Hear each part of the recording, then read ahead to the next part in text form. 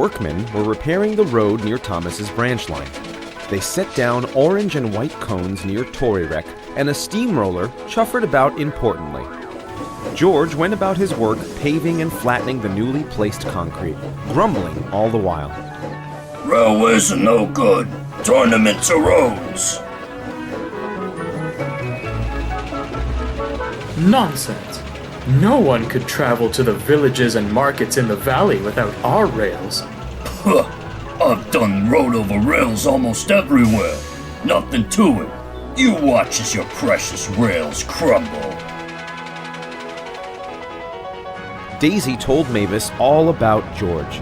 Mavis was concerned, because she knew George had something right. Don't worry, dear. The Fat Controller would never allow it.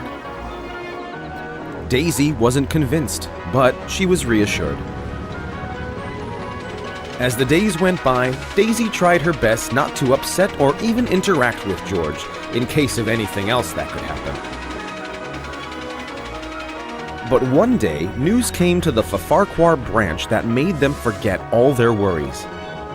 Thomas is coming home tomorrow. Station master told me earlier before I came down. The engines were thrilled. They went about their work much more cheery wherever they went, much to the annoyance of George.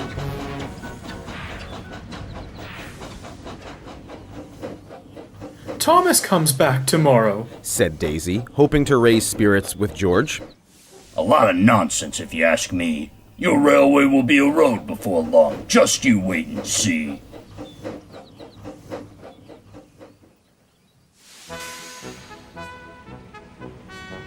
On the day that Thomas was due to come back, Daisy set off from the top station with the last passenger train.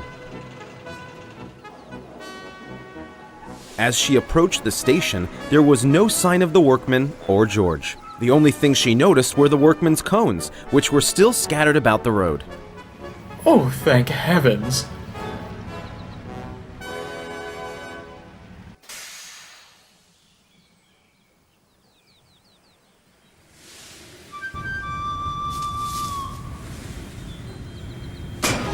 Ouch! She cried and stopped quickly. She tried to move again, but to no avail. I'm stuck. Help me, please.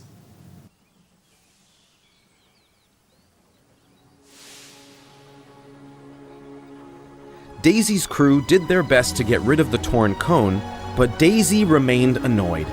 By the time her crew had sorted the problem out, Daisy was most upset. This is probably George's fault. Why can't that lazy steamroller clean up after himself? We're going to miss Thomas. I know we are. No use worrying about it now, said Daisy's driver as he returned to the cab.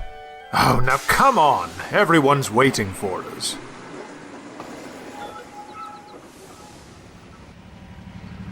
Finally, the station came into view. As Daisy approached the platform, she heard people waving and cheering. Oh dear, we're too late. We've missed him. No, we haven't. Thomas hasn't come yet. It's us they're cheering for. Just then, the signal dropped, and from far away, a familiar whistle was heard in the distance.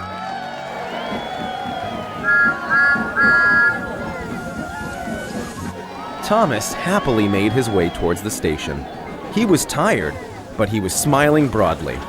He was carrying the plaque that the National Railway Museum had given to him.